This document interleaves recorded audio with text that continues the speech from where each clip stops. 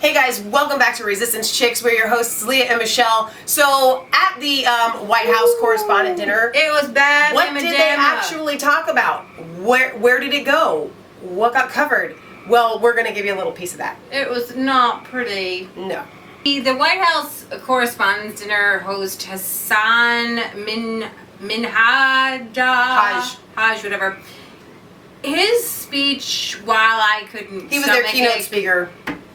I couldn't stomach it, but I did watch some highlights, and it was very untasteful. And even if you don't like Donald Trump, and I understand why some people don't, this was wrong.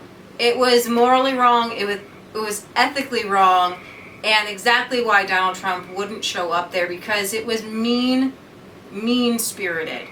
And any of the other presidents who showed up, as some people said, any Democrats who would show up, they always got funny jokes to make them happy and look good. I mean, if Clinton had shown up, there would have been a few tiny little jabs, but it would have been fawning over her, right? Right. And that just goes to show you why I don't like them and why you can't trust them. Because they don't want to bring out any, they don't want to bring out the lies. They don't want to uncover the deep state. They want to keep going and doing their thing. He called him the liar in chief, and I want to play a tiny clip here just to show you. I think it's just distasteful. I get it. We gotta address the elephant that's not in the room. The leader of our country is not here. And that's because he lives in Moscow. It is a very long flight. It'd be hard for Vlad to make it. Vlad can't just make it on a Saturday. It's a Saturday.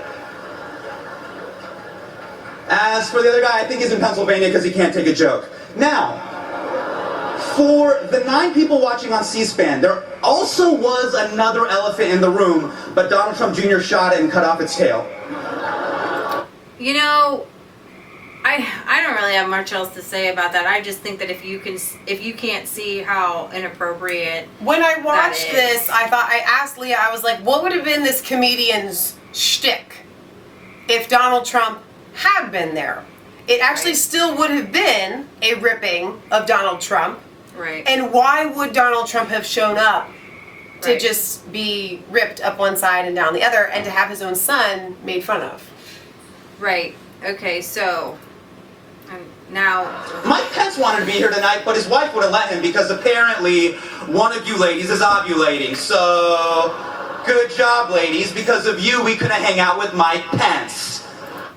that was a really dirty, disgusting joke, and a really low blow. Mike Pence had said that he doesn't go out to dinner alone with another female, and that's a part of his marriage, and that was a horrible, horrible, and the fact that they could even laugh at it, it's not funny.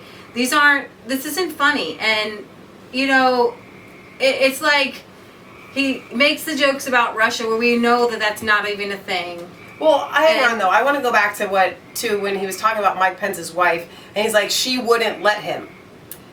Pence came out and said, as a part of my marriage, this is a decision that I make. I do not do this because I do not feel right about it. It had nothing to do with Pence's wife. Right. And so he's now pointing it on her, which is actually, to me, woman hating. Yeah. You just totally picked on her. She never did anything. She never said anything like that. Right. I mean, this guy is completely reprehensible. Also, there's women that do go out with the men without their wives are going to sue you later for sexual harassment. And we've seen that happening to a ton of so it's best to make sure your wife is always there. Well, it's best to make sure that there's always. He just said I don't go alone. It's just best to have somebody else there. Why can't you there? have another colleague there? Right, because we've had all Now, these a lot of people accusations. You never think know what's true. Steve Bannon is the reason Donald Trump dog whistles to racists. And that is just not true. Ask Steve Bannon. Is Steve Bannon here? I do not see Steve Bannon. I do not see Steve Bannon. Not see Steve Bannon. Not see Steve Bannon. Not see Steve Bannon. Not funny. Actually, Not funny. that lady was kind of shaking her head. Was she? It seemed like it for the brief minute that I saw it, but... Steve Bannon. She did shake it. This one right here. Yeah, she was like... That wasn't funny. That was not a funny joke. This is a really hurtful, I can't even imagine.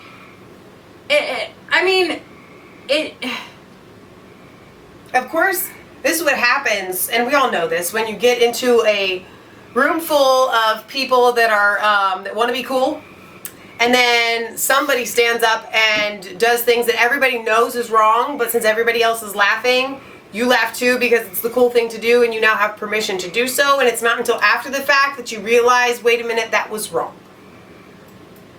One more. And they're like, what Fox bullies News is do? here. That's what bullies do. I'm amazed you guys even showed up. How are you here in public? It's hard to trust you guys when you've backed a man like Bill O'Reilly for years, but it finally happened. Bill O'Reilly has been fired. But then, you gave him a $25 million severance package, making it the only package he won't force a woman to touch. Now, in O'Reilly's defense, he was told by a close friend, when you're a star, they let you do it. You can do anything. You guys are... Another really bad, distasteful joke. Despite what you feel about Bill O'Reilly or you feel about Fox News, this wasn't just a roast. This was a disgusting vomit in your shoe. How can you eat anything at this? This wasn't even funny. If you're going to bring something, nobody was actually even laughing. Like his entire speech, it wasn't funny. It was very uncomfortable. I think because these pundits, they get on their shows and they ask each other every day, how can we be more relevant? And upcoming to the election, I would watch The Morning Joe, and I remember Joe Scarborough. He would say things like, "You guys do know that you are out of touch elitists. You are Ivy School trained. You live on the coast. You don't know anything about red state America whatsoever." And his pundits on there said, "Well, I will take that. If elitist, I'll take that. I'll call myself an elitist." It's a negative term, meaning that you're a snob, meaning that you look down on people below you for different reasons, and you could call it racism. And you could call it's another term of derogatory, thinking about somebody else because of the way, where they live or how much money that they have. An elitist says, I drive a Ferrari, so I'm better than you. Discrimination. It's Exactly. discrimination. Ageism, sexism, discriminating against somebody for, a disability.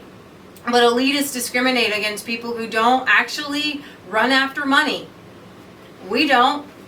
We actually think that they're more important and that people are more important. Exactly. And the elitist, I don't know how they do this dog and pony show where they are the millionaires and they go around saying that we're for the little people over and over and over again. That's what they do. Right. We're for the minorities. We're for poor people. We're for black people. We're for this. And they live in their little ivory towers on their East Coast things, and they drink lattes and go to Starbucks, and it just boggles my mind.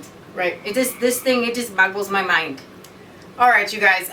This is Leah Michelle signing off for Resistance Chicks, where it is not just a conspiracy theory. If it's the truth, don't forget to like, comment, and subscribe to Mass Faith 3 and Resistance Chicks. Ring the bell for notifications. Find us on Facebook. Follow us on Twitter. We love you, God loves you, and God bless.